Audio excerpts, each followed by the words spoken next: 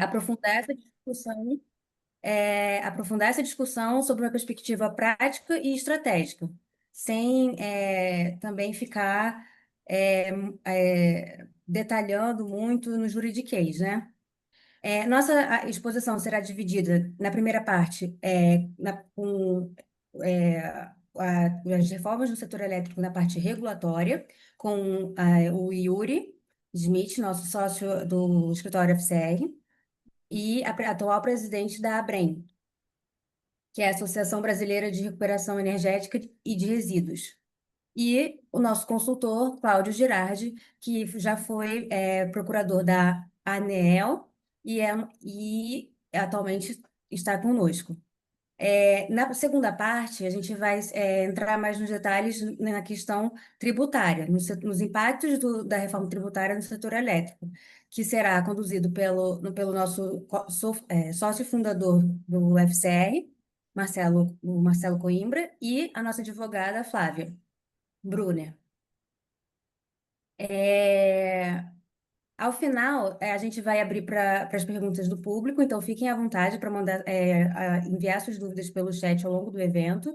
E já agradeço a presença de todos e já vou passar a palavra para o Cláudio, iniciar a primeira parte do nosso webinar. Olá, boa tarde a todos, sejam todos bem-vindos. Nós vivemos, como mencionou a nossa colega, realmente um momento bastante singular na área de energia elétrica, em especial no Brasil. Nós estamos diante hoje de uma lei, uma nova lei que se vislumbra ser sancionada, decorrente da medida provisória 1300, que altera nada mais, nada menos que 21 leis. 21 leis são alteradas por essa medida provisória, agora convertida no PLV número 10 de 2025. E dentro dela, evidentemente, que traz para todos os agentes, investidores e nós todos, de modo geral, alguma certa ansiedade com relação a essas alterações. Bem verdade que ela ainda não é definitiva, o projeto poderá sofrer ainda sanções pelo presidente da República, já existe movimento nesse sentido, e, paralelamente, deve-se registrar também que essas mudanças contundentes que se vislumbram realizar a nível do Congresso Nacional, existem muitos artigos, muitos comentários que discutem essas normas, essas alterações, e alguns demonstrando alguma preocupação. O escritório FCR Law, ele tem a preocupação de orientar os seus investidores, defender direitos adquiridos e os contratos pactuados. Então, esse é o nosso princípio basilar. Para a gente entender o contexto dessas mudanças, é preciso ter um pouquinho de paciência, peço um pouco de paciência a todos, para que a gente volte um pouco no tempo. Hoje, eu, como sou uma pessoa já de cabelos brancos e que tem uma vivência longa na área de energia, passei pelo antigo departamento, pelo Ministério, pela ANEEL, enfim, depois na advocacia, hoje integrado ao escritório FCR Law, vivi muitas dessas alterações. E o que nós vivemos hoje é fruto exatamente daquelas alterações circunstanciais que eu vou mencionar rapidamente aqui os senhores, para que vocês possam fazer este link e entender melhor a razão dessas alterações. Comecemos na década de 80 e 90, quando o Estado brasileiro, o setor elétrico brasileiro era essencialmente estatizado. Empresas estatais federais e empresas estatais estaduais é que prestavam os serviços tanto de geração quanto de transmissão e distribuição. Nós não tínhamos até esse período a comercialização da energia elétrica.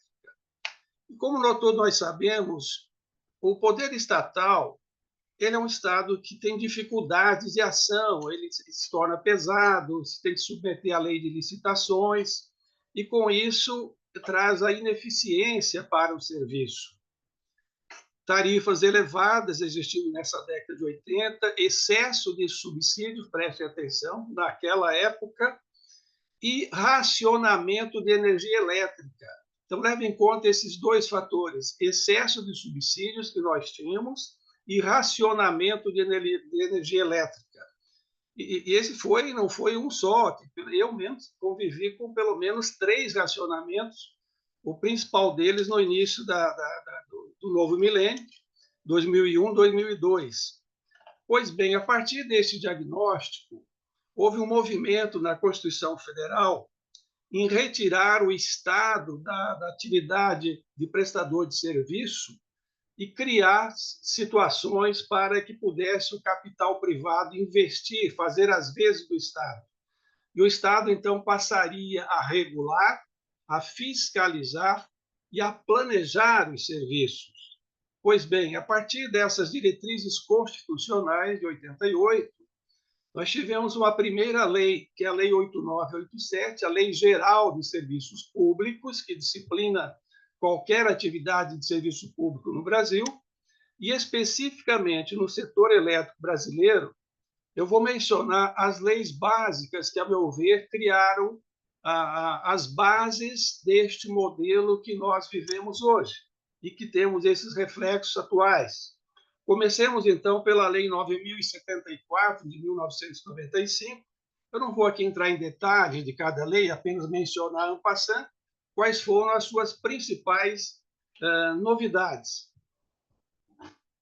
Como o Estado ele tinha que fazer uma transição do estatal para privado, tinha que mudar a tarifa, tinha que mudar contratos de suprimento para contratos novos de mercado, foram criadas, então, a partir de 95, nós tivemos, naquela lei 9.074, o livre acesso à transmissão de energia elétrica, a criação da rede básica e as concessões de linhas de transmissão. Notem, senhores, que até então nós não tínhamos concessão de transmissão. Só tivemos a partir da definição da rede básica estabelecida por esta Lei 9.074. Esta lei também traz uma grande novidade, que foi a criação do produtor independente de energia elétrica. Me perdoem, aí eu estou com a voz aqui um pouco rouca, é fruto do calor e excesso de gelo aqui na capital da República, nesse período de transição do período seco para o período úmido. Mas vamos lá. Então, a criação da produção independente tinha como objetivo estimular a geração de energia elétrica no Brasil. E qual era o grande mote disso? Proporcionar, evidentemente, o investimento privado e num sistema concorrencial, seguindo a diretriz constitucional e da Lei 8987. Então, a partir disso, ou seja, nós tivemos como diretriz estimular a geração de energia e evitar novos apagões, novos racionamentos, como nós tínhamos no Brasil até então. Estabeleceu-se também, paralelamente, um programa nacional de desestatização em que as empresas estaduais começaram a ter o seu controle acionário vendido à iniciativa privada. Hoje nós vemos praticamente quase todas, com raras exceções, CEMIG, talvez, ainda com o poder estatal, a Celesc em Santa Catarina, mas todas as demais foram privatizadas, as distribuidoras. Isso busca o quê? Garantir a expansão da distribuição de energia elétrica, o atendimento à qualidade do serviço, a universalização dos serviços no Brasil. Posteriormente, tivemos a criação da ANEEL, não precisa entrar em detalhes com relação à ANEEL, a diferença em que ela fez a partir do seu advento. E uma lei fundamental foi a Lei 9648, de 1998, que tornou livre a comercialização de energia elétrica. Esta lei, paralelamente, também cria o Operador Nacional do Sistema Elétrico Brasileiro, até então centralizado na Eletrobras, onde tinha assento naquelas decisões de operação do sistema e planejamento do setor, todas as concessionárias de distribuição até então. E uma outra mudança fundamental foi exatamente a criação do mercado atacadista, inicialmente, posteriormente, a Câmara de Comercialização de Energia Elétrica, que faz todo o controle e a contabilização da comercialização de energia no Brasil. Outras leis foram necessárias nessa sequência, como a gente vê hoje, até hoje, estamos mencionando a alteração de 21 leis setoriais nesta fase, neste momento. Então, tivemos na sequência, em 2002, a Lei 10.438, que tratou principalmente dos leilões de energia elétrica, ou seja, junto com a lei anterior, 9648 de 98, nós tínhamos que romper com aqueles contratos de suprimento que as empresas geradoras federais tinham com as distribuidoras estaduais. Isso foi feito de uma forma paulatina. Então, esta lei 10.438, ela traz diretrizes para esses leilões. Também cria a conta de desenvolvimento energético, que tinha uma finalidade inicial que não é o que temos hoje, lamentavelmente, nesta CDE, que é motivo de preocupação, aí, dor de cabeça para as autoridades setoriais, principalmente, e por que não dizer do consumidor brasileiro, que é quem paga a conta. Esta lei também trouxe para incentivo da geração de fontes renováveis e o alavancamento da fonte eólica, que o país não tinha até então, até 2002, um programa que chamou Proinfa, em que a Eletrobras compraria até 3.300 megawatts de potência de fontes de geração renovável. E foi este programa que alavancou o início de implantação de parques eólicos no Brasil. Depois teve, evidentemente, outras circunstâncias, e que temos hoje um parque eólico maravilhoso no país. Mas ele inicia-se com este programa instaurado pelo governo no ano de 2002. Uma outra lei que eu reputo fundamental é a Lei 10.848 de 2004, que vem fazer ajustes nesses modelos de abertura de mercado trazidos principalmente lá em 1998, onde eu chamo que ocorreu a grande reforma naquele momento, em 1998. Então, esta lei 2004, ela criou o ambiente de contratação regulada e o ambiente de contratação livre, ou seja, o mercado regulado e o mercado livre. Na verdade, veio fazer ajustes àquelas alterações que já haviam sido realizadas. Exigiu o lastro para a contratação de energia, previu a criação da convenção de comercialização e também criou o Comitê de Monitoramento do Setor Elétrico, com vistas a monitorar a segurança do fornecimento de energia elétrica a nível Brasil. Quais eram, então, os objetivos principais dessas alterações decorrentes de 1988 com a Constituição e de toda essa reforma? Proporcionar a concorrência pública, em que a atividade de energia elétrica tivesse principalmente atuação de empresas privadas, ou seja, o capital privado, e desta forma assegurasse a expansão dos sistemas de geração, de transmissão e de distribuição no país. Consequentemente, com a criação da comercialização da energia elétrica, esta atividade tomou também um corpo representativo a nível do setor elétrico brasileiro. O segundo ponto, o que eu diria?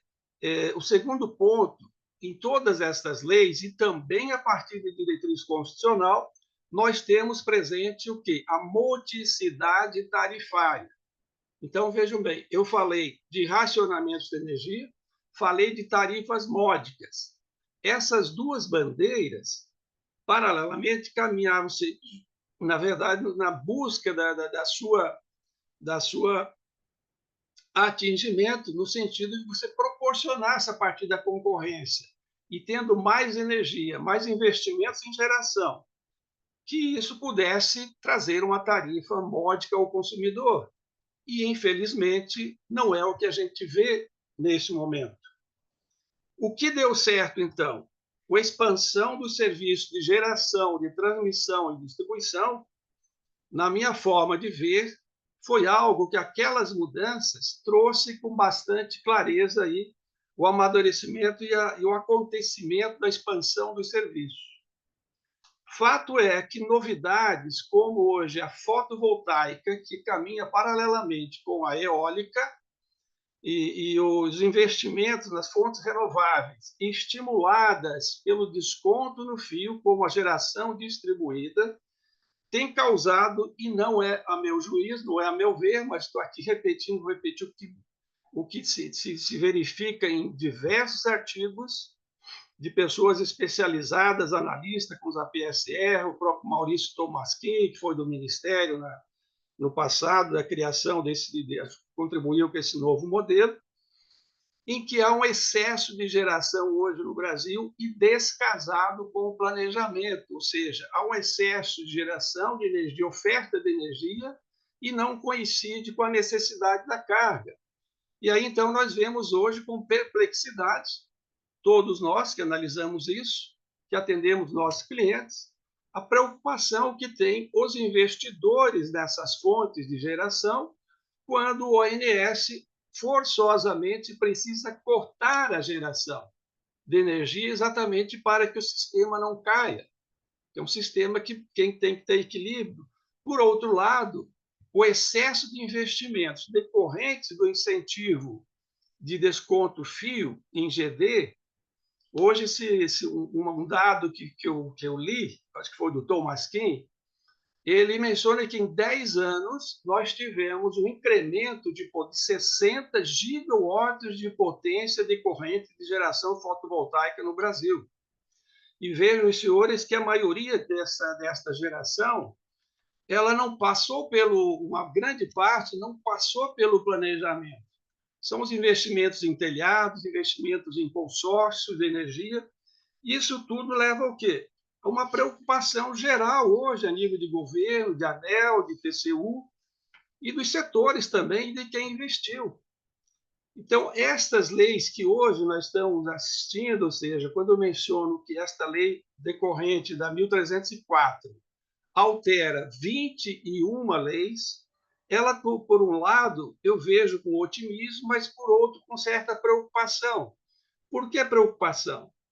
Porque nós temos hoje no setor agentes qualificados, como a Agência de Energia Elétrica, o ONS, a EPE, o próprio Ministério, a Câmara de Comercialização, com seus conhecimentos técnicos, e que poderiam sentar e tentar propor ao governo um projeto de equacionamento, de equilíbrio disso. Mas, infelizmente, o que a gente vê? Eu fiz um dado aqui hoje, tive uma anotação para os senhores verem a dificuldade que se tem de equacionar. São os lobbies que se faz no Congresso Nacional, ou seja, as decisões, hoje, a meu juízo, deixaram de ser técnicas e passaram a ter uma qualificação política, a nível em que o Congresso está fazendo as vezes do setor. Veja que essa medida provisória ela vai para o Congresso com poucos artigos, com poucas alterações, e sai de lá quintuplicada, ou seja, e rapidamente. É um contexto de mudanças que causa realmente, eu diria, ansiedade ao investidor. E é por isso que nós estamos aqui tentando, junto com os senhores, hoje discutir e apreciar esses aspectos. Certamente não encerraremos o assunto hoje, até porque, com a quantidade de temas abordados pela MP e por esta nova lei, e como ela ainda não foi sancionada, ou seja, poderá sofrer ali vetos do presidente da República, nós não temos uma norma definitiva. Então, nós estamos ainda nesta ansiedade do que sairá. Vejam isso hoje, eu mencionava aqui, nós temos aqui um excesso hoje de agentes somente na área de geração.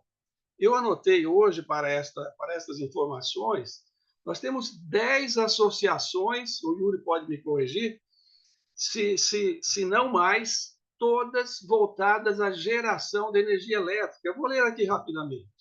A PINE, que é de produção independente, a ABIAP, que é de autoprodução, a Abragel, que é de energia renovável, a Abra PCH, que é de pequenas centrais elétricas, a Brage, que é dos grandes geradores, aí vem a fotovoltaica bisolar, a BGD, a Brem, que nós temos aqui o doutor Yuri, que é o presidente, a Associação de Cogeradores, e agora surge uma nova, em decorrente de um novo agente criado, e é realmente um importantíssimo agente, que é uma associação brasileira de armazenamento de energia.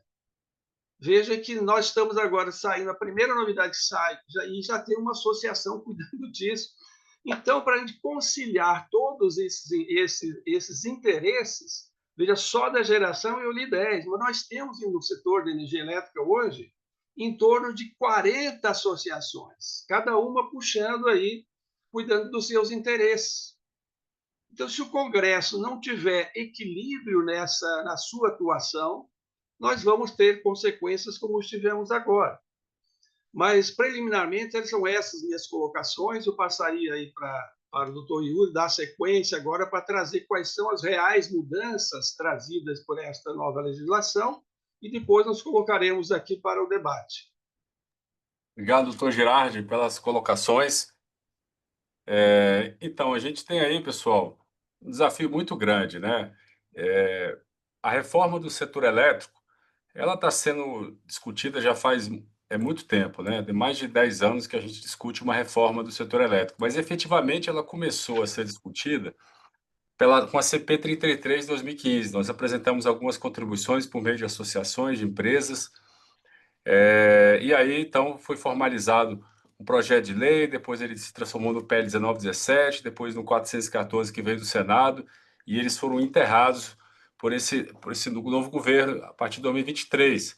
E aí se discutiu que o governo faria, então, o projeto de lei por iniciativa do governo. E ele não demorou esse tempo todo, não fez nada, e aí agora saiu, esse ano, 4 medidas provisórias. A principal delas foi a 1.300, que era a reforma do setor elétrico. Ela trouxe boa parte do PL 1917, do 414, as medidas estruturantes, e depois houve uma discussão que tinha pouco tempo, e aí decidiu esvaziar a 1.300, deixar só o benefício da tarifa social, né, e depois passaram isso para 1.304. E o fato é que a 1.304 também foi discutida só no âmbito do relator, o senador Eduardo Braga, e o que ele recebeu ali ele incluiu de emendas, não houve destaque de plenário, então foi aprovado em toque de caixa pela Câmara e pelo Senado. Então, assim, foi um projeto bastante restritivo de participação das associações, aonde passou mais os interesses do senador aí, das suas lideranças, né, e coalizões. Então, essa foi a reforma que a gente conseguiu aprovar na 1.304. Tem ainda a 1.307, outras medidas em trâmite, mas a reforma mesmo, o grosso dessa reforma é na 1.304. Eu destaco, complementando o que o Dr. Girardi falou, nós temos aí realmente dois problemas, né? Nos Estados Unidos, na Califórnia, começou a se discutir o conceito da curva do pato, né? Que é quando você tem um excesso de energia solar, você forma como se fosse o bico de um pato, né? Em determinado horário de geração. O fato que a curva no Brasil ela está chegando tão acentuada, tão grande, que alguns especialistas começaram a trocar o nome do animal, né? E a última conversa que eu tive com a diretoria da NBPAR, né, o colega lá, o Vander, falou, não, a gente está chegando agora no branquiossauro, né, no argentinossauro, né, o negócio já está passando do tamanho, né? Assim, desculpa a analogia, pessoal, mas é incontrolável. Está chegando a 50 gigas a rampa, né?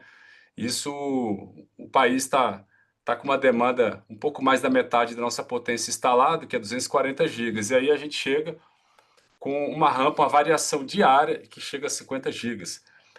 Isso chega a se tornar um tormento para o operador nacional do sistema elétrico contornar isso. E se a gente não conseguir frear o crescimento da energia solar, principalmente distribuída, né? Ou pelo menos criar soluções para que essa energia distribuída seja armazenada no horário de pico, com baterias, com hidrelétricas reversíveis no curto prazo e médio prazo, a gente vai ter um colapso bem forte do sistema, porque o curtailment vai chegar a níveis tão grandes que vai trazer prejuízos não só para os geradores, mas para os consumidores. E agora se discute que o curtailment, né, esse corte de carga, vai também atingir, vai ser todo alocado no consumo. Então, isso realmente é desafiador, né? Você também colocar tudo no consumidor, aí isso vai para a CDE, que é um subsídio que já está passando de 50 bilhões. Então, há realmente desafios que não foram totalmente resolvidos na 1304. Esse é o primeiro ponto que eu gostaria de endossar. No grupo do FASE já são 38 ou 39 associações, doutor Girardi, fazem parte do Fórum da Associação do Setor Elétrico, e não houve consenso, não houve sequer um apoio, né, das associações para essa 1304. A gente só mandou uma carta de congratulação ao senador pelo esforço dele, nada mais do que isso, mas ninguém concordou, não houve consenso com o texto. E falta também térmicas para dar lastro no outro momento, ou seja, no momento que você tem muita insolação, você tem um excesso de geração. E aí, quando você chega lá para 19 horas, está faltando energia. Aí você tem que despachar térmicas caras. Então, isso cresce o preço da energia. Então, é um descompasso completo. Você está sobrando energia em dado momento, está faltando energia em outro momento. Então, está faltando realmente planejamento. E o planejamento, como a gente sabe, tem sido feito pelos lobbies, né? A gente teve aí a prorrogação do fio 2 vezes, houve a perda do desconto do fio, que foi condicionado a uma regulamentação de um atributo ambiental que também nunca foi regulamentado pelo governo. E depois houve essas duas prorrogações do desconto do fio. Quer dizer, mais subsídios que não são necessários para o setor elétrico, ou se forem necessários, eu acredito que alguns casos sejam, deveriam ser custeados também pelo governo, né? O Tesouro deveria aportar recursos para esses subsídios, como é feito em outros setores, ou então compensar com redução tributária, né? Você pode reduzir os tributos e para compensar o aumento desses encargos, né? Que são centralizados na CDE. Então, pessoal, tem uma apresentação aqui que eu queria passar alguns pontos. Vou começar aqui, só um instantinho.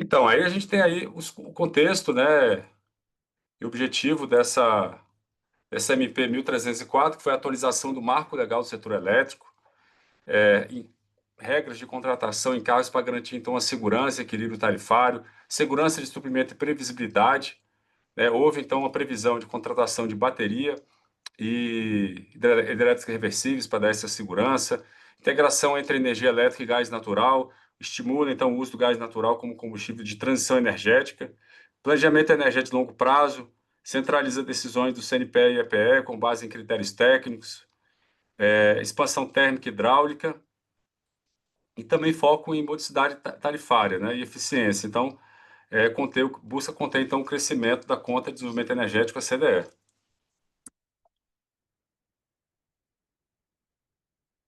Depois nós temos aí, inicialmente, com a desestatização da Eletrobras, houve no artigo 1º, escrito com 104 palavras, até uma forma engenhosa de fazer lobby, né? Então, como a desestatização precisava do primeiro artigo, era o artigo da desestatização. Sem ele, não vai privatizar.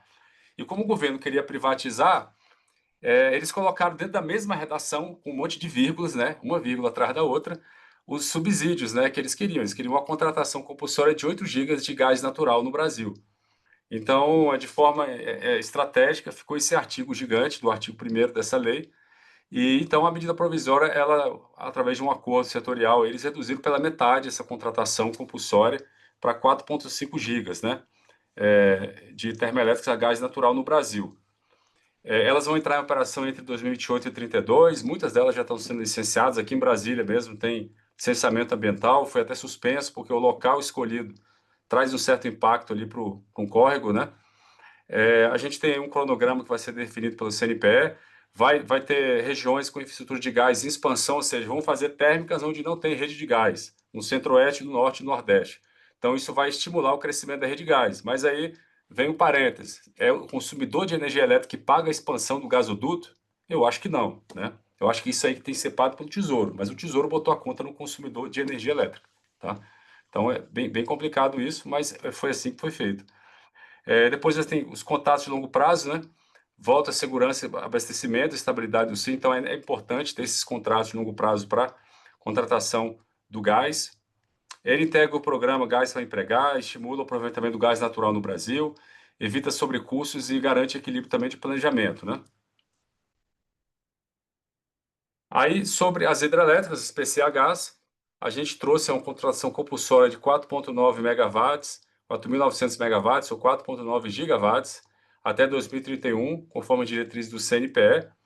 Há uma priorização, então, de projetos em regiões com potencial hidráulico disponível, que são os projetos que já estão prontos, já têm licença prévia, conexão, parecer de acesso, então, aptas a participar desses leilões que vão ser organizados. Então, como eu falei, tem que ter licenciamento ambiental aprovado, LP, né? Reduz os custos de transmissão e perdas elétricas. As PCHs, elas são geralmente conectadas ao sistema de distribuição regional, então elas não demandam grandes linhas, grande transporte de energia, como acontece com a geração solar e eólica, que é muito feita no Nordeste e lá não tem consumo de energia suficiente, então foi necessário construir vários linhões até o Sudeste do Brasil para o consumo dessa energia. Há também uma diversificação da matriz elétrica, né, complementa a expansão de fontes renováveis, porque as hidrelétricas têm um fator de capacidade maior, até 60%, comparado com uma solar que é 25%, uma eólica que é de 35%, no máximo 40%, 45%. Então, elas têm uma perenidade melhor, elas podem ser, inclusive, poucas são as hidrelétricas são despacháveis, né, PCHs, mas elas têm reservatório, né, então isso traduz uma maior operação do sistema, né. Uma diversificação também da matriz elétrica e promoção do desenvolvimento local, ou seja, a gente tem aí um país que tem muita indústria nacional, tecnologia nacional, fabricação nacional de equipamentos, máquinas e de engenharia brasileira. Então, isso fortalece, né, o nosso país, né, essa indústria. A gente tem também a CDE, o total de arrecadação anual, a ANP estabelece limite máximo para as cotas a partir de 2026, então há uma trava, um limite, um teto estabelecido, e evita repasse automático de custos aos consumidores, então, decorrência disso. E a ANEEL vai publicar, então, relatórios detalhando a aplicação desses recursos, né? Então, ela mantém também apoio apenas à política de relevância social comprovada, e foi criado esse encargo de complemento de recursos, né? Então, ele evita justamente os déficits da CDE. Então, ele vai ser cobrado justamente para ter essa questão da limitação da CDE e ele vai ser rateado entre todos os consumidores, né? Proteção à baixa renda, tem a tarifa social, luz para todos, eles permanecem isentos, né, nessa limitação. Depois a gente tem esse encargo, né? É ativado apenas quando, então, a arrecadação da CDE for insuficiente. Há uma arca proporcionalmente o recurso, né, a responsabilidade dos benefícios de subsídios. Ficam isentos as famílias de baixa renda em programas públicos, né, como dito, e a ANEEL vai avaliar a necessidade de publicar os valores correspondentes. Evita, então, um aumento generalizado, né, e depois a gente também uma transição regulatória suave, né, ela entra em vigor conforme regulamentação que vai ser ditada pela ANEEL. Sobre o mercado de gás, né? Nós temos aí uma atuação estratégica da PPSA, que cuida do pré-sal. Ela é autorizada a negociar o gás natural pertencente à União, definição de preços e regras pelo CNPE, auxilia, então, maior transparência, equilíbrio concorrencial. A gente tem várias críticas sobre o nosso mercado de gás. O gás no Brasil é muito caro, nós temos problemas aí de competitividade, então isso deve melhorar bastante o mercado. Há uma integração, então, com a geração térmica, o gás da União poderá abastecer essas novas térmicas que estão sendo contratadas.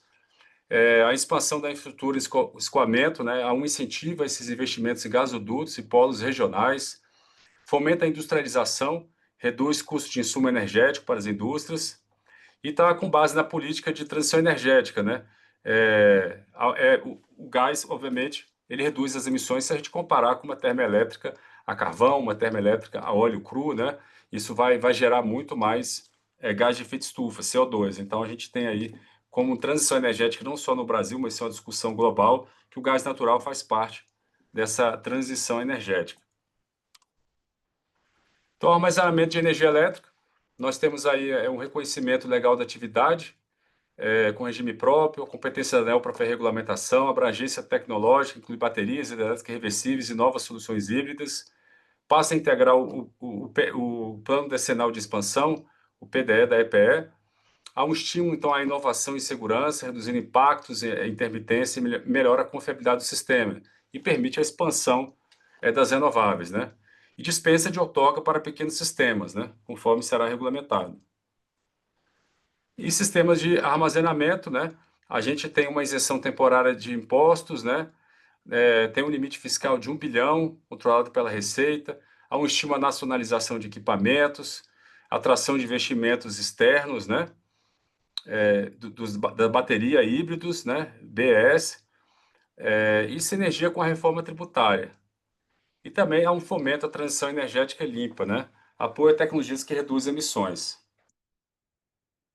Então, e a abertura do mercado livre, pessoal, é um assunto que, na verdade, ele já está sendo feito por portaria, mas ele parou no 2.3 kV em alta tensão, né? E agora ele vem para baixa tensão, em 24 e 36 meses, 24 comercial e industrial e 36 residencial. E aí uma total abertura do mercado livre.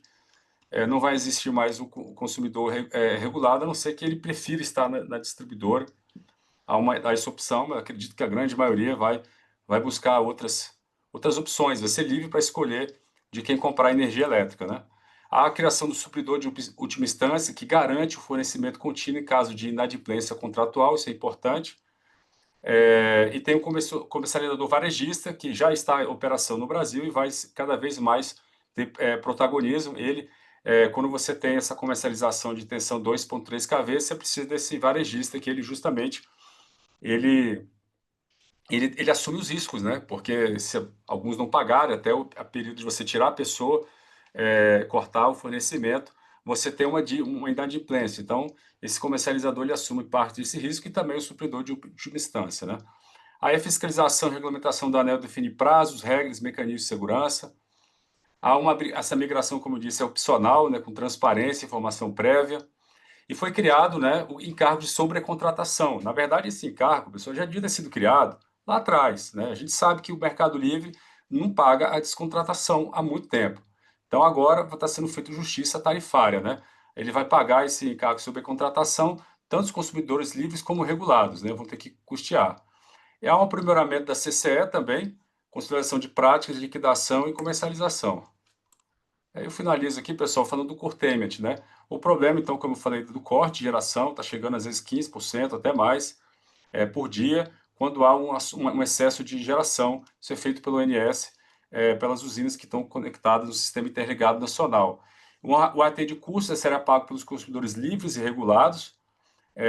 Esse é um encargo tarifário proporcional ao consumo de energia, diluindo os custos, né, da exposição involuntária das distribuidoras.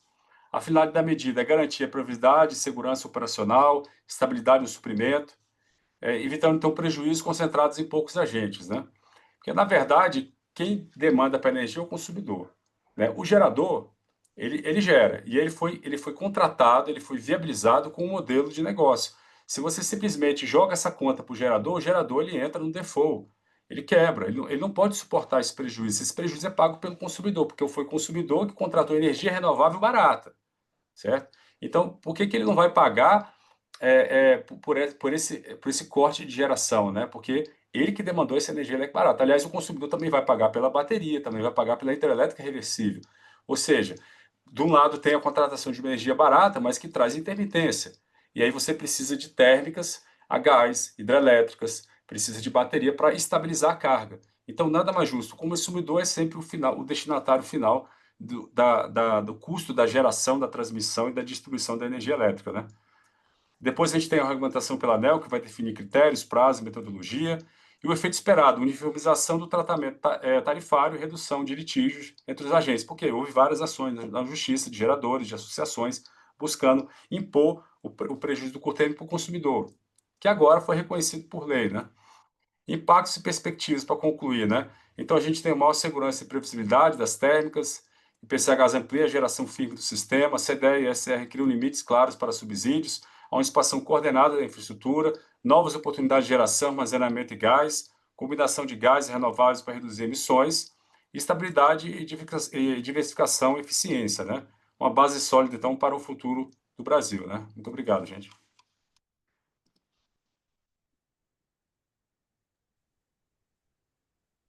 Obrigada, Cláudia e Yuri.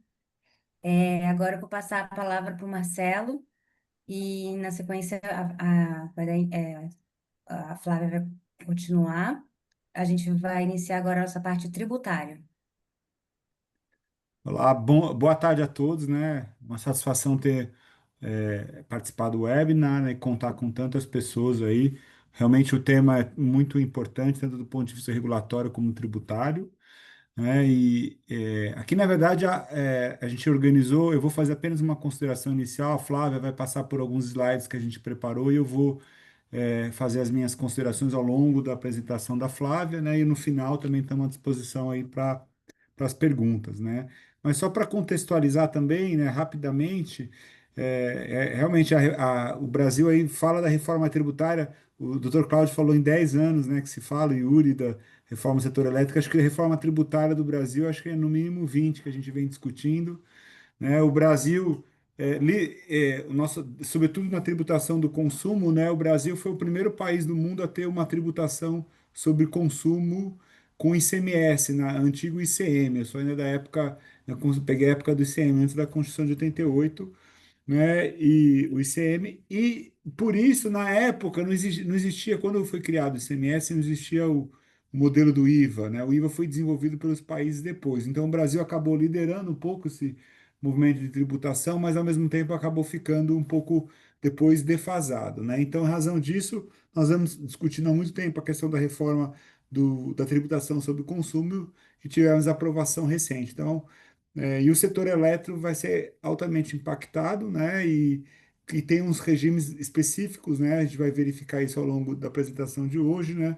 Sobretudo a questão da tributação no consumo apenas, né? Então, mas eu já passo para a Flávia, ela vai apresentar os slides e a gente vai interagindo aí com vocês também. E da mesma forma aqui na questão regulatória, vocês fiquem à vontade de colocar as perguntas. Algumas pessoas já enviaram antecipadamente algumas perguntas que nós vamos tentar aí tratar. E é isso, então, Flávia, fica à vontade. Obrigada pelas palavras, Marcelo. Boa tarde a todos. Compartilhar aqui a apresentação.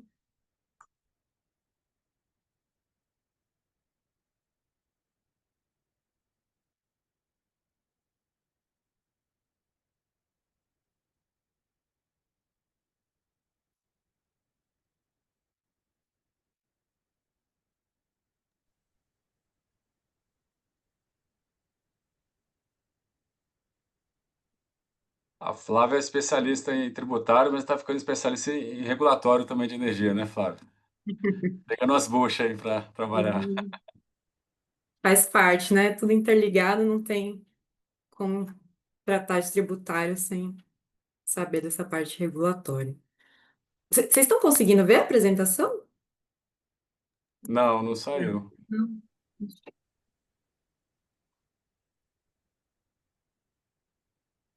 Agora vai.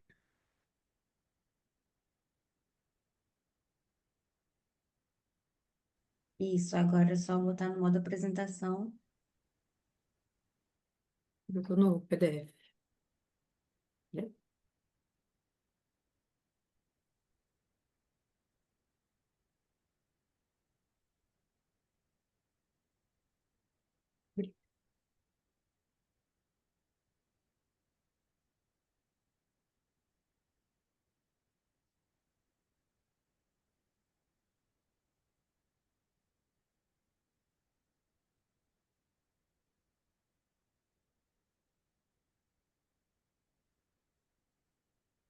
Especialista em tributário, mas compartilhamento de apresentação, então. Vamos lá. Você pode ir baixando também pelo cursor aí. Eu consegui abrir aqui agora.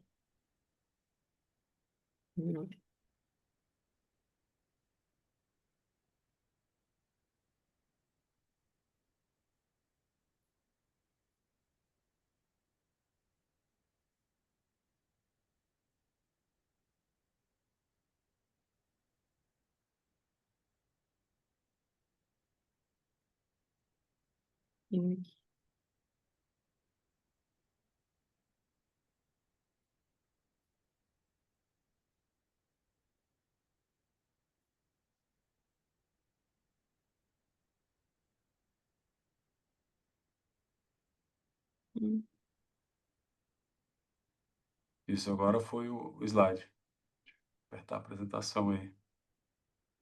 Não tá ainda a tela certa, não sei por quê. Aqui. Vou ver se a... Ô, Gabriela, você poderia, por favor, tentar compartilhar? Sim, por favor, claro. Então, Vou abrir. Tá clicando na lateral lá embaixo à direita o modo apresentação? não tá... Para mim não tá aparecendo que tá ainda a tela certa, tô com mais de um monitor. Ah, entendi. Ah, mas a gente está vendo a tela certa. Mas... A Gabriela compartilha.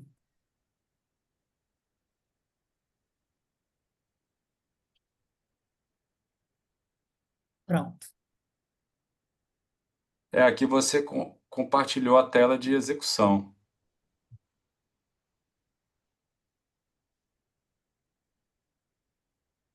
Aí é o modo execução, não é o modo... Porque vocês estão usando 2 monitores, né? Provavelmente. mas dá para seguir assim, dá para ver tranquilo. Vamos Tá. começando, Flávio. Vamos embora. Acho que pode passar, Gabriela, por favor. Essa parte de apresentação a Gabriela já fez, então vamos direto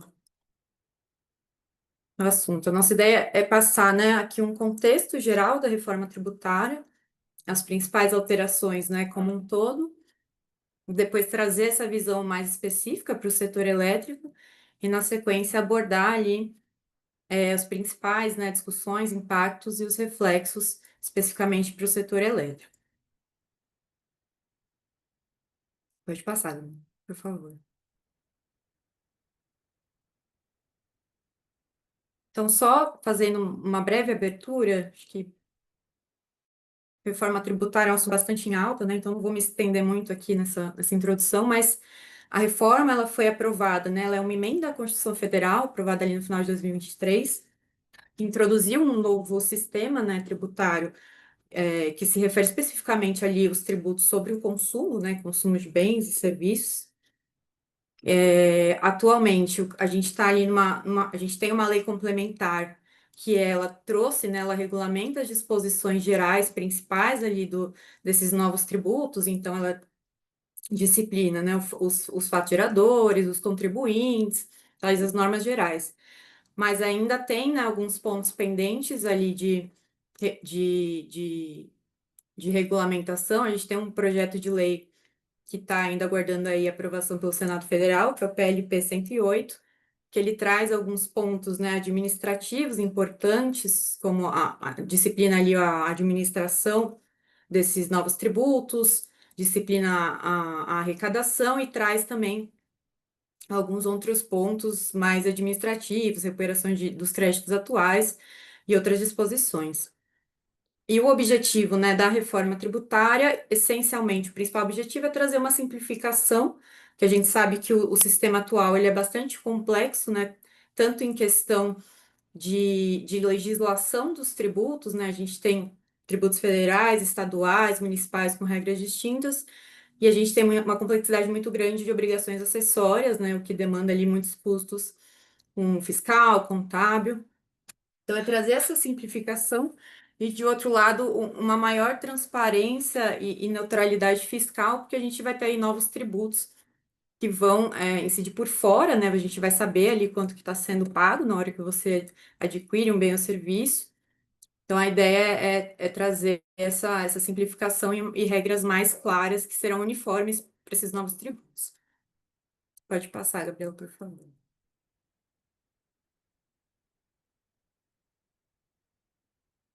Entrando num panorama mais geral, né? O que que a gente teve. Você pode voltar, Gabi, por favor. O que que a gente teve de mudança no sistema tributário, né? Atualmente a gente tem sobre o consumo um imposto que é o ISS, né, o imposto municipal, que ele incide sobre determinados serviços, prestamentos previstos em lei. A gente tem o ICMS estadual, que incide ali essencialmente sobre o comércio, né, de mercadorias. Em âmbito federal, a gente tem ali o PIS/COFINS e o IPI. E agora, na nova tributação, a gente tem, não é exatamente uma substituição desses tributos, né? Esses tributos eles vão ser extintos, serão criados novos tributos, que apesar de serem semelhantes, né, em alguns pontos, eles vão ter ali uma incidência e regras diferentes. Então, a gente vai ter agora o IBS, que vai ser um imposto de competência repartida entre os municípios e os estados, a CBS, de competência federal, a contribuição de competência federal, e o imposto seletivo. E aí, o imposto seletivo, ele vem como se fosse o IPI, né? Mas ele tem uma incidência um pouco mais restrita, porque específica ali sobre produtos nocivos à saúde e meio ambiente. E em relação ao IPI, ele não vai ser propriamente extinto, né? Ele tem as alíquotas deles vão ser zeradas, exceto para produtos que concorram com produtos que sejam fabricados lá na Zona Franca de Manaus. Para esses casos, o IPI vai ser mantido. E aí a gente vai ter, né, CBS e o IS administrados pela Receita Federal e o IBS pelo Comitê Gestor, que é um comitê que vai ser criado, né, com representantes dos estados e municípios. O período de transição, né, do sistema tributário, ele começa a partir de 2026. Então, no ano de 2026, a gente tem um período de teste, né? Você ainda não é obrigado a recolher CBS e IBS, mas você vai ter que emitir nota fiscal já com um destaque desses tributos. Então, é um período de teste mais sistêmico mesmo. Ali, a Claro, partir. só nesse ponto que essa questão do ano que vem é interessante, porque parece um teste apenas da emissão da nota fiscal, mas na verdade isso é um ponto importante também de simplificação. A partir da reforma, na verdade, a nota fiscal ela vai ser a base de todo o cálculo de crédito e débito. Então a gente não vai ter mais uma série de obrigações acessórias. Então eles estão criando um sistema tecnológico, né, que o próprio governo vai calcular crédito e débito. Então, com a própria emissão da nota, que vai ter, não é só mudar o modelo da nota, né? Não é assim, agora a nota, né, é mudar, tem muito mais informações, muito mais campos na nota. Você tem toda uma questão de classificação das operações para poder identificar, o sistema identificar. Então, a nota fiscal, na verdade, ela passa a ser não apenas um documento de faturamento, como era antes, né? Ela passa a ser um documento que traz, a ele está vinculado uma série de créditos e débitos e operações de tal forma que ele permite que o governo, através do sistema dele, faça o cálculo de débito e crédito, e a gente sabe que tem também a previsão até vinculado a isso do split payment, né? Que o próprio sistema, os agentes financeiros já vão separar o imposto para evitar que isso passe por cofres privados e depois não seja recolhido. Então, a nota fiscal ela assume um outro papel muito mais importante e relevante, e ela passa a meio que consolidar as obrigações todas acessórias. Então, por isso, parece algo. A gente vê muitas empresas achando que é algo simples. Ah, não, 2023 é só mudar a nota fiscal.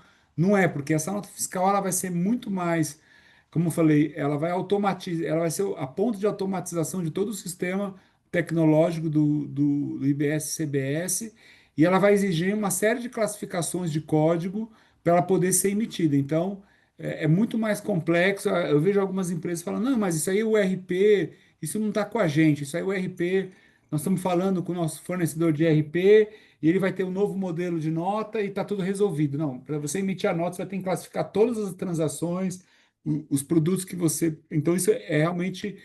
Parece algo simples para 2026, mas não é tão simples assim. Apesar de não ter recolhimento do imposto, vai ter toda a base da obrigação acessória vai ser construída já em 2026. Então é importante o quanto antes estarem atentos, porque a empresa de RP ela vai, claro, ser responsável pela parte de tecnologia, só que ela não é responsável pela parte de classificação das operações, que isso vai ser feito pela empresa e são muitas operações, conforme o produto, serviços da empresa, conforme também os seus fornecedores. Então, algo que quem ainda não começou tem que se preocupar, porque realmente é muito mais complexo do que parece. O ano de 2026 não vai ter um impacto financeiro, mas vai ter um impacto operacional bem grande. Gente, eu só vou precisar é, reconfigurar aqui muito rapidamente. Não, isso é um ponto. O outro ponto que a gente tem visto também, né? Já adiantando, enquanto a Gabriela. Então, que a questão também, o que a gente percebe, isso é o motivo da reforma tributária, né? Que é o seguinte: muitas empresas, o Brasil, por causa do sistema tributário nosso, né? Tinha um autor, que foi o grande elaborador, um dos elaboradores do CTN brasileiro e que inspirou, né, tributadores, Alfredo Becker, ele falava que o Brasil vive num manicômio tributário, né?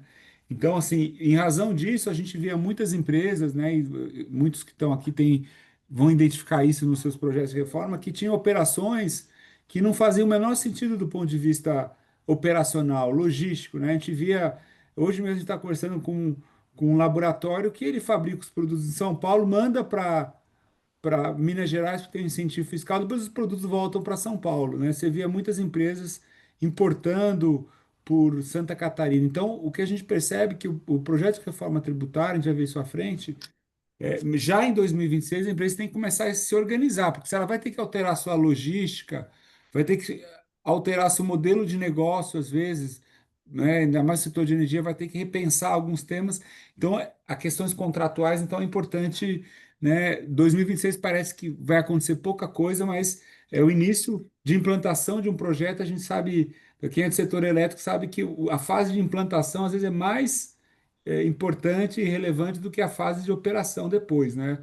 É muito esforço na fase de implantação. E a implantação de um novo sistema tributário vai afetar todas as áreas da empresa e vai exigir um esforço grande já em 2026. Então, quando a gente vê assim o quadro do ponto de vista legislativo, estrito senso, técnico, parece, não, 2026 é pouca coisa, é só uma nova nota fiscal. E a gente está alertando que é muito mais do que isso, né? E a gente sabe que eu sei que muitas empresas do setor de energia são bem estruturadas. A gente conversou com uma que já está fazendo um projeto há 2 anos, né? Então, mas tem outros que, às vezes no Brasil, a gente fala, você deixa, a gente tem o costume de deixar as coisas por último momento, mas esse realmente é um tema que precisa ser quanto antes tratado.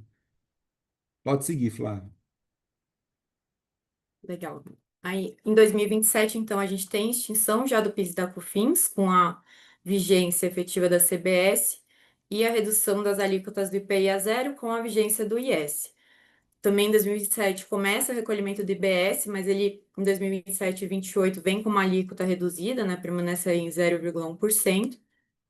E ali do período de 2029 até 2032 começa a ter a extinção do ICMS e do ISS e um ajuste gradual das alíquotas do IBS, né? Então a gente vai reduzindo, vai extinguindo gradualmente ICMS e ISS até implementar efetivamente, integralmente o IBS.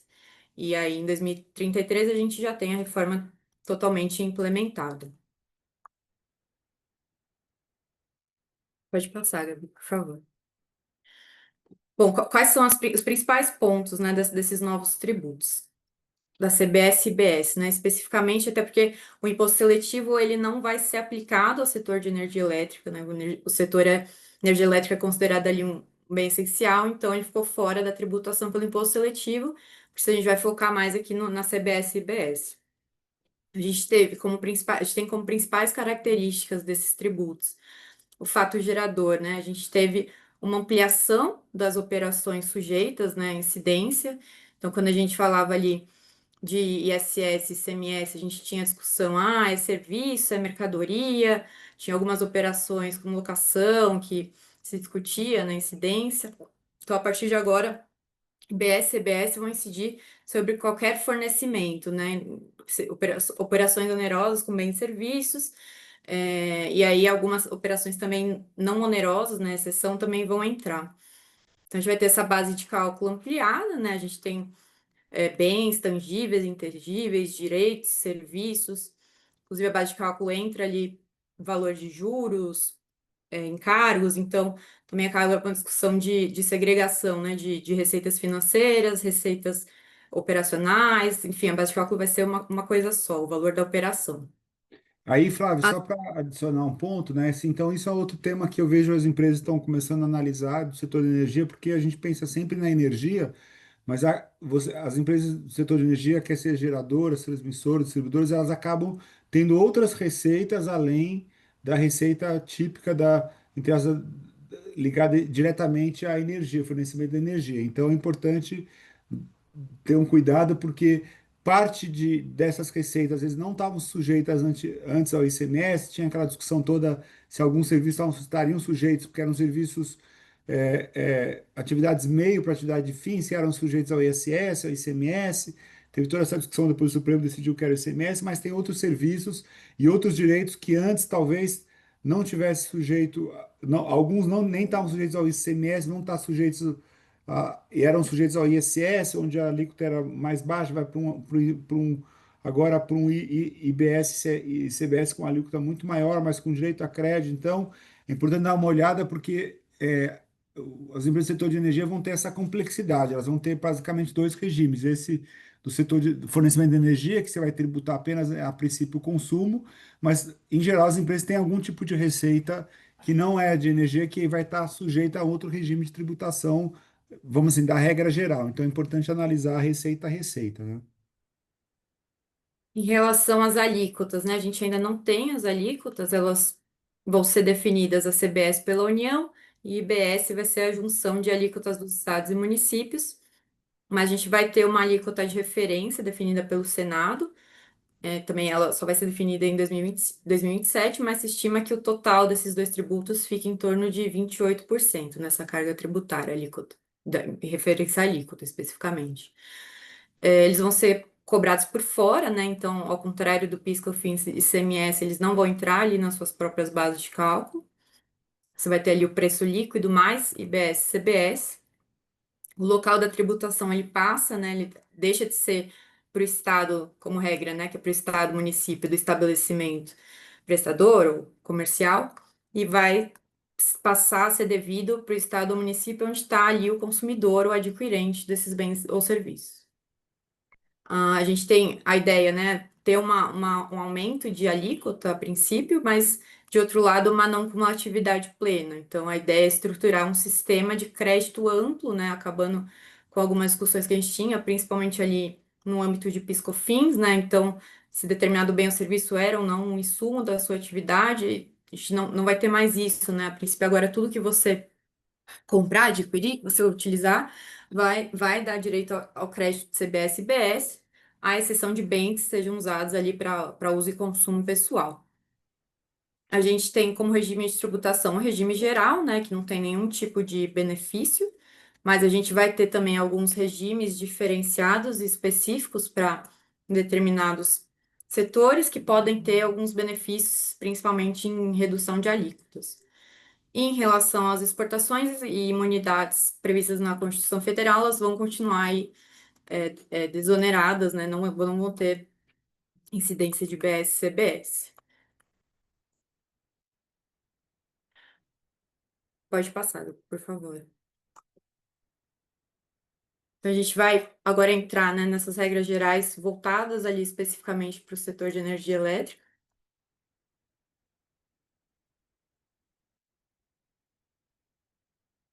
Bom, então, no âmbito da energia, do setor de energia, o que que a gente vai ter?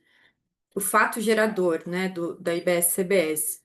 A legislação ela equiparou expressamente a energia com valor econômico a um bem material. Então, isso teve muita discussão, né? Se energia era ou não um bem, quando a gente falava ali de CMS. Isso atualmente já foi consolidado, né? Mas agora a legislação traz isso de forma expressa, né? Para fins de CBS e IBS. E o momento, o faz gerador, né? O fornecimento da energia elétrica ou dos direitos a ela relacionados. Em relação, um ponto importante, né, que o Marcelo até já adiantou, é a tributação de outros serviços, né, vinculados ao fornecimento de energia elétrica, que são serviços ali vinculados, né, então não tinha ali uma tributação no regime anterior pelo ISS, mas agora a gente tem essa ampliação da incidência, né? Quando a gente fala aí de CBS e IBS. Então, esses serviços vinculados, como inspeção, né, de sistema de medição, religações, entre outros, vão passar a ser tributados por CBS e IBS, no regime geral. O regime geral vai ser a regra, né? Não tem, a princípio, nenhum regime específico, seja ali no fornecimento de energia elétrica ou desses serviços vinculados. O que a gente tem previsão é em relação às cooperativas, né? Não é uma previsão específica para a cooperativa de infraestrutura, né? É um regime específico de sociedades cooperativas, mas que ele permite, né, uma redução das alíquotas da IBS e CBS a zero quando a gente fala aí de distribuição de energia ou serviços para um cooperado que seja contribuinte desses tributos. Em relação ao momento do fato gerador, a gente tem a energia elétrica, ela é considerada ali, né, como uma operação de execução continuada ou fracionada. Então, o que a lei prevê é que vai ser considerado ocorrido o fato gerador no momento em que se torna devido o pagamento. Porém, a lei ela não trouxe, né, uma definição do momento em que se considera devido pagamento. Então, essa discussão acabou surgindo principalmente porque, se fosse considerado o vencimento, sistemicamente isso seria muito difícil, né, para as empresas conseguirem ter esse controle enfim, ia ser algo muito complexo. Então, as associações, né, em geral, aí do setor de energia elétrica, eles estavam nessa luta para ter uma especificação, né, do momento e para que seja considerado como momento fato gerador a emissão do documento fiscal, né, como é hoje. E o PLP 108, que ainda está ali pendente de aprovação pelo Senado, a princípio trouxe essa resolução, né? Porque ele passou a prever ali, considerou nessas operações de execução continuada ou fracionada, que o fato gerador considera ocorrido no primeira entre as seguintes ocorrências. E aí ele coloca como a primeira ocorrência a emissão da fatura. Então, a princípio, o PLP trouxe essa resolução desse ponto. Outros pontos que a gente considera relevante destacar em relação à questão do lucro presumido, porque atualmente uma empresa, né, geradora, no lucro presumido, ela está sujeita a PIS/COFINS no regime cumulativo. Então, ela não tem direito de crédito, mas ela recolhe ali o PIS e a COFINS numa alíquota total de 3,65%. Em contrapartida, né, a empresa consumidora, né, ou a comercializadora, ela estando no regime não cumulativo, ela não teria o direito dela do crédito de PIS/COFINS e depende do valor que foi pago pelo fornecedor. Então, ainda que a geradora pagasse ali só 3,65%, essas empresas tinham direito de crédito de PIS/COFINS em 9,25%, né, que é a alíquota total no regime não cumulativo. Então, agora, quando a gente fala de IBS e CBS, não vai ter mais essa vantagem, porque o lucro presumido ele não vai ter esse efeito, né? Assim, a vantagem do lucro presumido em relação ao lucro real, porque agora o direito é o IBS e CBS que vai estar ali destacado e efetivamente recolhido, né, pelo fornecedor, pelo ônus, na verdade, repassado, mas o valor é efetivamente recolhido, demanda, né, esse recolhimento para o direito de crédito existir. A gente tem também a questão da autoprodução, em que na lei complementar a gente tem uma previsão de não incidência de CBS e IBS em transferências entre estabelecimentos do mesmo contribuinte, e aí a gente considera, né, na autoprodução não ter a incidência desses tributos, porque a gente está falando primeiro de energia sem valor econômico, né, já que nesse caso o gerador é o consumidor, então não teria ali essa incidência. E ainda a lei complementar ela prevê que os consórcios, como regra, eles não são contribuintes, mas eles podem optar, se desejarem, por se sujeitarem ao regime geral do IBS-CBS.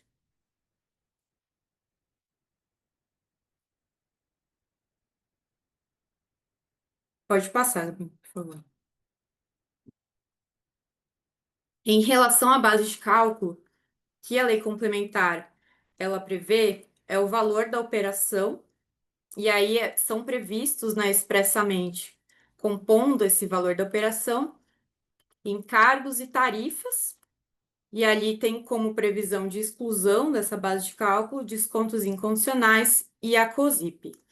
Então, o que a gente tem expressamente previsto ali na legislação, que a base de cálculo vai ser o valor da operação, só tendo previsão de exclusão da COSIP, né? Então, e descontos incondicionais. Então, a gente não tem algumas outras tarifas e encargos, né, que já são objeto de muita discussão judicial atualmente. A gente não tem previsão de exclusão dessas demais tarifas e encargos, como o ATUS, ATUST, e aí entra também a questão da subvenção, né, da conta de desenvolvimento energético, que tem até uma discussão maior, porque ali para determinados consumidores é concedida, né, uma tarifa diferenciada, então a distribuidora, ela é, na verdade, recomposta, ela, né, ela recebe uma recomposição do órgão centralizador, a CDE, então é como se fosse ali um desconto, né, para determinados contribuintes, mas enfim, existe essa discussão ali, se entraria ou não como um desconto incondicional,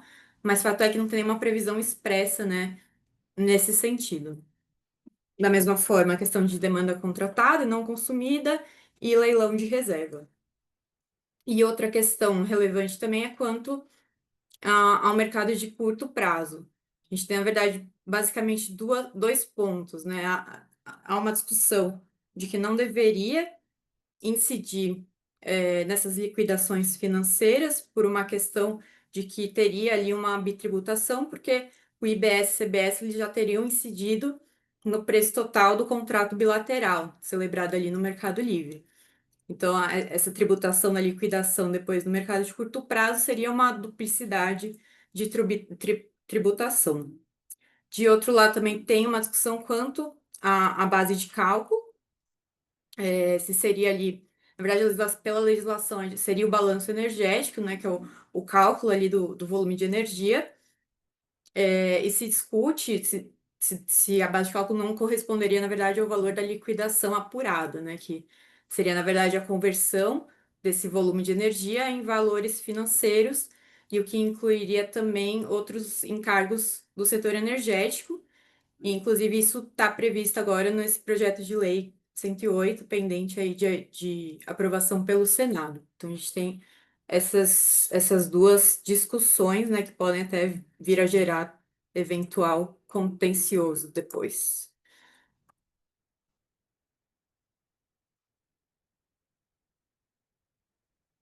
Bom, em relação ao momento do recolhimento da CBS e DBS, a legislação prevê que vai ser quando do consumo, né, no fornecimento para o consumo, ou para o contribuinte que não seja sujeito ali ao regime geral do CBS e IBS. E a gente foi criado como se fosse um mecanismo ali de diferimento, né, quanto ao responsável pelo recolhimento da IBS e CBS, justamente por essa vinculação, né, da tributação ali no consumo. Então, as operações anteriores, né, ali a distribuição, comercialização e transmissão, não vão ter ali a incidência de IBS e CBS, essa incidência vai ser só ali no final da cadeia, no momento do consumo. Mas houve ali uma atribuição do ônus fiscal, no caso do mercado regulado, para a distribuidora, no caso da venda no Mercado Livre, ou adquirente não sujeito ao regime geral do IBS, CBS alienante, nas vendas multilaterais, como mercado de curto prazo ou adquirente, e ali só na transmissão direta, né, do consumidor, que esse recolhimento foi atribuído à transmissora. Quanto ao local da operação, não teve muita mudança em relação ao que é atualmente, né? Ali já tem uma vinculação ao local do destino. Então, nas operações destinadas ao consumo, vai ser o local do consumo. Na transmissão, no Mercado Livre de mais operações, o estabelecimento principal do adquirente. E nas aquisições multilaterais, vai ser para o estabelecimento do agente que figure no balanço energético. E acho que justamente porque quando a gente fala dessa parte, né, de comercialização das sobras de energia, fica difícil, né? Você não sabe quem é ali de fato o consumidor, né? Onde é o local do consumo, porque não sabe de quem você está comprando, você não sabe para quem você vende, então é difícil definir, né, onde é o consumo. Por isso foi atribuída ali ao agente que figura no balanço energético.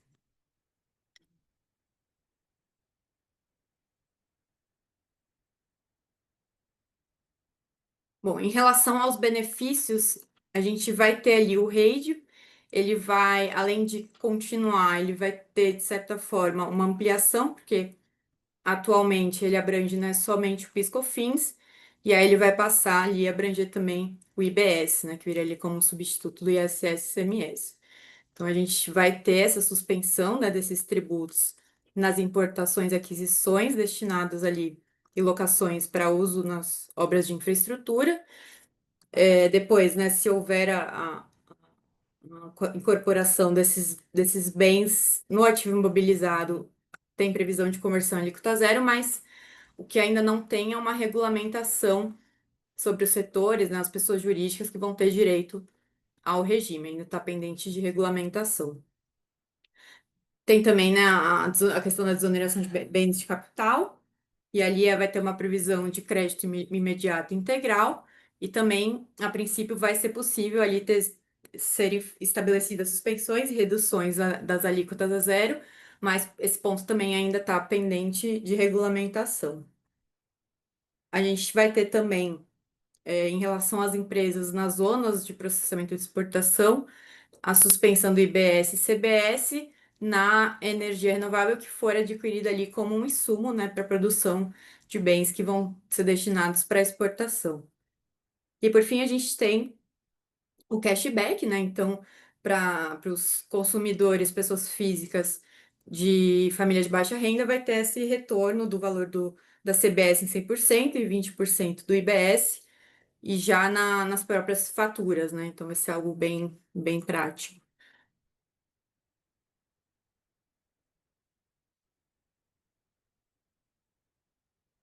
Bom, e agora a gente vai entrar em alguns pontos um pouco mais específicos.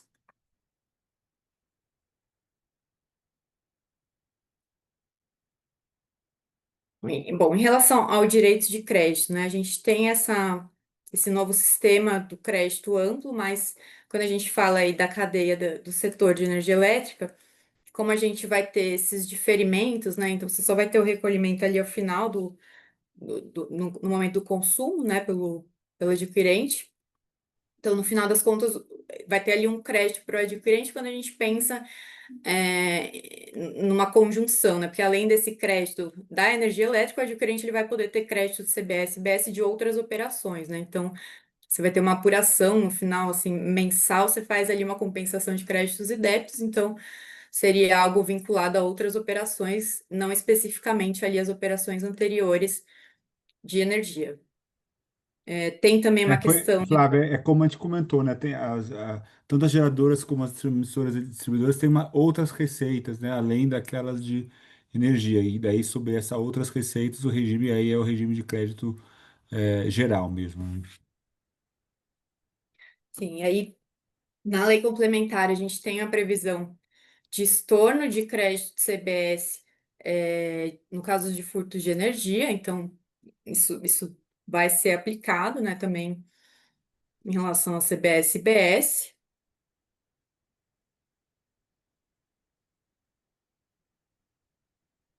Pode passar, Gabi, por favor.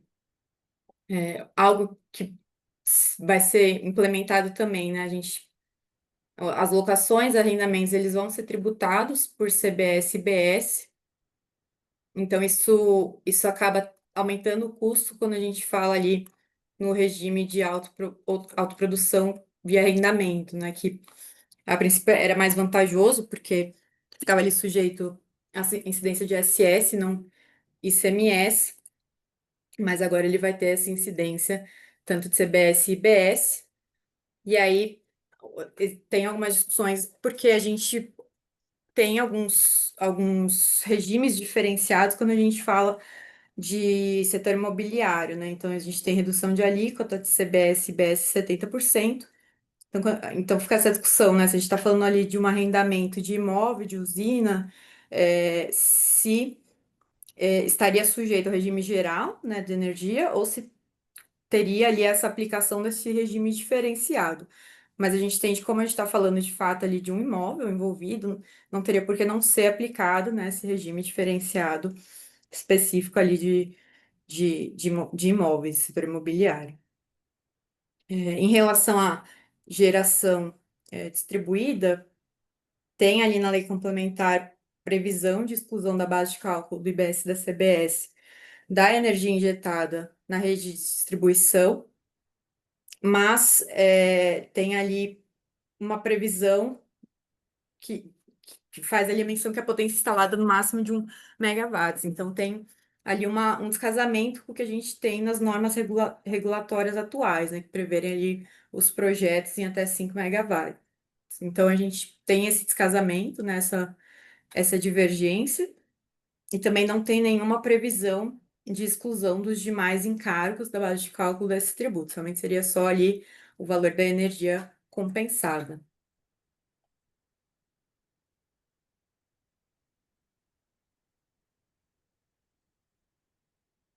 A gente tem também a questão do cost sharing, né, que é um ponto que tem sido bem relevante, porque na lei complementar a gente tem agora a previsão de que esses novos tributos eles vão incidir também sobre fornecimentos não onerosos ou a valor inferior ali ao de mercado entre partes relacionadas. Então tem, né, aqui no setor de energia elétrica uma preocupação, porque há, há, há uma adoção, né, muito grande desses compartilhamentos de custos entre as empresas do mesmo grupo, e a princípio esses cost sharings vão estar ali sujeitos à incidência de CBS e IBS, exceto se a gente tiver ali uma precificação, né, entre partes do mercado, um preço semelhante ali ao valor de mercado. Só agregando aí, Flávia, então esse é um tema realmente relevante, né? E a gente já via essa discussão toda em outras situações de cost sharing, mas no passado, né, o tema, a própria Receita Federal, né, em relação ao PIS/COFINS, por exemplo, ela reconheceu a situação dos cost sharing. Então, é preciso entender muito bem de que cost sharing nós estamos tratando, porque também se tem várias possibilidades, mas assim, quando você tem uma margem, como a Flávia comentou, se você tiver uma margem sobre o cost sharing, aí vai ser entendido como algo oneroso, exatamente pela margem, né? Agora, se você faz um cost sharing puro, vamos dizer assim, né, onde você tem um repasse apenas do custo, por exemplo, um custo de terceiro, né, as empresas do grupo isso é muito comum. Às vezes uma centraliza, por exemplo, a contratação do software do grupo, ou você tem a contabilidade terceirizada, centralizada, e você tem uma entidade que apenas repassa, né? Isso é uma situação. Agora, se é o custo de equipe, né? Se você repassa, por exemplo, tem um setor centralizado de contabilidade, se você repassar o custo efetivo das pessoas sem nenhuma margem, e isso estiver muito bem comprovado através de documentação, contratos de cost sharing, né, documentação que dá suporte ao rateio, que tem um critério de rateio aceitável do ponto de vista contábil, nós entendemos que nesse caso, isso não está na legislação ainda, na regulamentação, é um tema que está em aberto, né? A gente entende que se for um cost sharing puro, bem estruturado, sem margem, bem organizado, seria possível fugir do CBS e IBS. De qualquer forma, é importante ter uma regulamentação, como porque de qualquer forma o que não está definido, porque é quem vai ficar com o direito de crédito, né? Se você compartilha, por exemplo, o gasto, como eu falei, de um terceiro com central de licenças da Microsoft, por exemplo, né? A empresa do grupo tem um contrato guarda-chuva, né? Tem a licença para todos os grupos, negocia um preço melhor, no volume, né? E depois, se ela compartilhar isso com as empresas do grupo, né, quem vai ficar com o crédito, né? A empresa, né, vai ser quem assumir o custo financeiro, vai também ficar com crédito. Então, assim, isso claro que nós entendemos que quem assumiu o custo financeiro também fica com crédito, não fica com a empresa centralizadora, mas de qualquer forma isso é importante ter tudo regulamentado, até porque lembrando que agora o sistema ele não é isso é uma grande diferença, não é um sistema autodeclaratório, né? Que o contribuinte vai lá, ele define o que ele entende por crédito, faz as obrigações fiscais e depois, eventualmente, é fiscalizado em 5 anos. Agora, o sistema é todo tecnológico. Se o sistema não tiver programado para o cost sharing, vai dar, entre essas, pau, né? Ou seja, então, não, então isso é uma grande mudança, né? Porque hoje, com o uso da tecnologia, tem o lado positivo de automatização, mas tem essas questões. Se o sistema não tiver automatizado, você trava, você não tem como fazer, porque antes você assumia por conta e risco, né? Depois estava sujeito à fiscalização. Agora não, vai ser um sistema que é previamente definido pelo sistema do governo. É como se a gente fizesse um paralelo com o imposto de renda, que você não fizesse mais declaração de imposto de renda, que o governo ele mesmo, né, você emitindo as notas, se fosse um prestador de serviço, o próprio governo ia lá e declarasse quanto será seu imposto a pagar e você pagaria já sem você fazer uma declaração, né? Nós estamos até caminhando isso no imposto de renda, hoje tem uma pré-declaração, mas então isso é um grande desafio. Então, e tem temas, hoje, conversando com um colega aí do setor de energia, ele já enfrentou essa questão. Por exemplo, as empresas estão agora na linha do crédito carbono. Não existe ainda um código crédito carbono. Como vai ser feito? Então, se você pegar as receitas que as empresas têm, essas que não são tradicionais do setor elétrico, é capaz de ter uma ou outra que você hoje nem tem como emitir nota em 2026. Nós estamos já, né, em novembro, indo para 2026. Então, essa questão do cost share é uma questão que preocupa, porque por mais que a gente entende, como eu falei, que se for esse cost sharing puro, bem organizado, né, não teria tributação, mas ainda se o governo não tiver essa posição firme, não tem a automatização disso, vai ser uma complexidade enorme, né?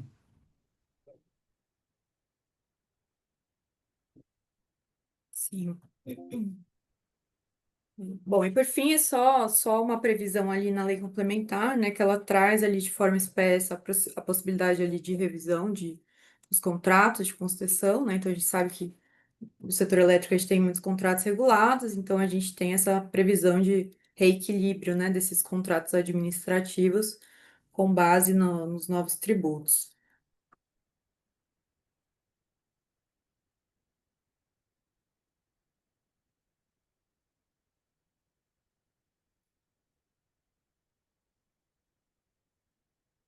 Por fim, bem brevemente, a gente só trouxe aqui como a gente tem abordado, né, esse tema com os nossos clientes, então a gente tem feito ali um trabalho amplo de análise, né, de diagnóstico, realmente a gente faz essa análise como é o cenário atual. Gabi, você pode passar, por favor, o slide? A gente faz ali um mapeamento como que é a estrutura atual, as operações de cada empresa para identificar, né, a legislação aplicável, eventuais regimes, né, e regulamentações específicas, fazendo esse impacto, né, essa simulação dos impactos financeiros, uma análise ali dos principais pontos críticos e principalmente ali o que já é muito importante para 2026 é essa questão da precificação, né, como a alteração dos preços com base na nova tributação, essa convergência nesse período em que a gente vai ter os dois regimes figurando em conjunto e a necessidade de, principalmente, revisão ali de contratos de longo prazo para prever, né, essa possibilidade de revisão em decorrência da reforma tributária. Então, a gente faz esse trabalho diagnóstico, a gente elabora ali um plano de ação, né, dos principais pontos necessários ali para adaptação para a reforma tributária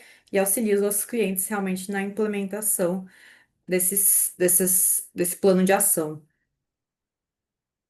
E aí, como a gente comentou, né, é um tema muito multidisciplinar em termos de conhecimento, que envolve várias áreas da empresa e em termos de implementação também, né? Porque, como eu comentei, né, isso vai afetar a área de compras na hora de negociar com o fornecedor, entender qual vai dar direito a crédito, não dá direito a crédito, na hora de negociar o preço, na hora de escolher o fornecedor, quem está também fazendo a negociação na área de vendas, tem que entender a reforma para poder negociar, explicar para o cliente o ajuste que teve no preço, né? Então, assim, como eu falei, não é só a área jurídica e contábil que está envolvida. Nesses projetos a gente acaba envolvendo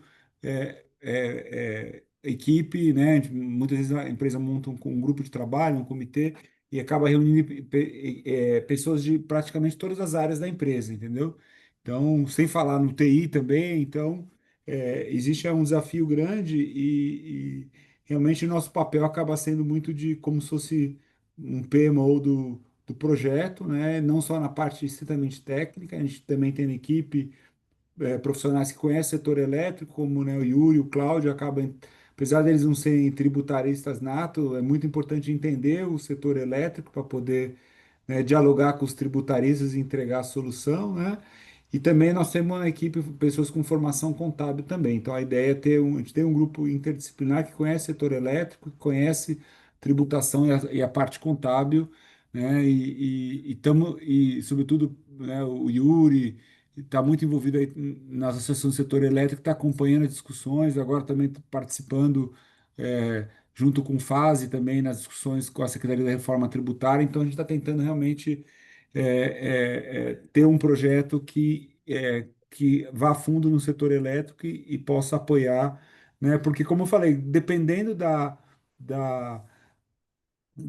do impacto tributário na reforma, a empresa tem que repensar o modelo de negócio, vai ter que pensar regulatoriamente como ela vai reestruturar o negócio. Então, realmente, é a ponta do iceberg a reforma tributária apenas, né? Você vai ter que repensar, junto com a reforma do setor elétrico, repensar muitas questões estratégicas de negócio da empresa, e por isso nós temos uma equipe aí bem interdisciplinar. Acho que era isso, né, Flávio? Então, querendo agradecer a presença de todos, a gente tinha separado um tempo para pergunta, mas eu acho que já acabou ficando, né, já ultrapassando bastante o tempo, mas de qualquer forma a gente não queria deixar ninguém sem resposta. Alguns temas que a gente recebeu de perguntas, a gente já foi incluindo na apresentação, a questão do cost share, por exemplo, foi uma delas, os outros temas a gente já foi inserindo, mas as perguntas que surgiram ao longo hoje da apresentação, a Gabriela já anotou e nós vamos fazer o contato com vocês e passar. Tem discussões aqui no setor de resíduo, que é o setor aí que o Yuri está muito envolvido, mas também não é exatamente o setor, o tema aqui é mais energia, mas a gente não vai deixar ninguém sem essas respostas, a gente após o encontro, nós vamos enviar a resposta para vocês. Eu acho que a Gabriela queria deixar um recado final, não é isso? Exatamente, gente. Eu queria aproveitar a oportunidade e convidar vocês para um outro webinar que a gente vai fazer semana que vem, em parceria entre o UFCR e em parceria com a Ortevo, que é uma empresa que vende a solução SAP, né, SAP, e a gente vai falar sobre as questões justamente de parametrização, entrar mais nos detalhes sobre esse assunto da reforma. Eu vou colocar aqui no chat já o link para vocês já se inscreverem.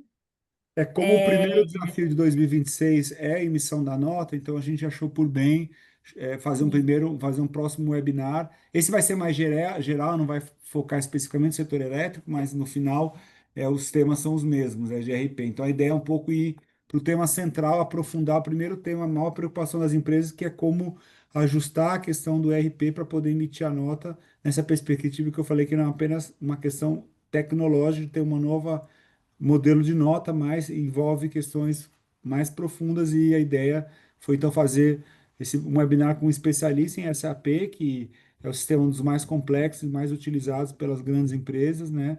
Mas é claro que ele também vai trazer conhecimentos importantes para quem usa outros sistemas, né? Exatamente. É isso então, né, Gabriela? Então É acho isso. que né, não sei se o Will e o Cláudio queriam dar um agradecimento final também. Fica aqui meu agradecimento, estamos à disposição. Yuri, doutor Cláudio, fiquem à vontade aí, dá um tchau geral aí. Eu tinha uma observação, Marcelo, aí fica para reflexão, né? Eu vi lá que muitos estados no Brasil conseguiram isenção de ICMS até 5 gigas de potência instalada, embora um mega era prática porque tinha o Confaz fazia esses acordos, mas alguns estados conseguiram subir para 5, e isso fez com que muitos estados se desenvolvessem muito na geração distribuída, como Minas Gerais, que é um exemplo, né? E agora baixa para 1, sabe? Isso para mim vai ser uma judicialização em massa de todos os geradores. Como assim? Eu fiz o meu empreendimento e agora corta o negócio sem previsibilidade, sabe? Isso aí, isso traz, assim, um risco, né, para a operação, né? Eu também não sei que argumentos jurídicos eles vão ajudar, né? Porque, assim, tributo você pode mudar, né? O tributo não é imutável, né? Mas eles fizeram seus investimentos com base numa previsibilidade de uma situação e agora vem outra, né? E no final, claro, isso acaba passando, de certa forma, para o consumidor, né? Mas aí, se eu passo para o consumidor, você acaba com o modelo de negócio dele, porque ele foi viabilizado com esse desconto. Então, fica aí uma preocupação que eu acho que o setor de geração distribuída já houve tentativas aí de baixar o subsídio na MP 1304, vai haver na 1307 e nas próximas. O setor tem que estar sempre vigilante, né? Mas veio essa preocupação da GD aí, do tributo, do ICMS, que agora, com o IBS e os outros tributos, vai ficar realmente difícil, né, de suportar, né? Mas fica para uma próxima discussão. Pessoal, agradeço aí por toda a participação. A gente fica à disposição. Se alguém tiver alguma dúvida, quer conversar, a gente está sempre à disposição aí, de portas abertas. Obrigado aí, boa noite a todo mundo. Obrigada, gente.